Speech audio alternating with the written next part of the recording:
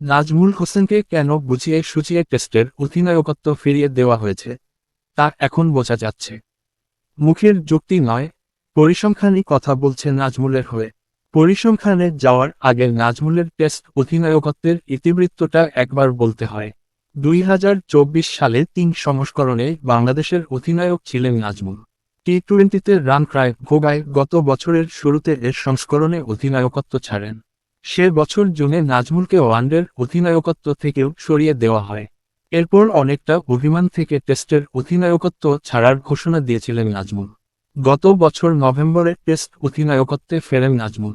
এর পেছনের কারণ হিসেবে তখন জানা গিয়েছিল, শুরুতে অধিনায়কত্ব নিতে রাজি ছিলেন না নাজমুল। পরে এক পরিচালককে দায়িত্ব দেওয়া হয় তাকে রাজি করানোর জন্য। শেষ পর্যন্ত নাজমুলও তাতে রাজি হন।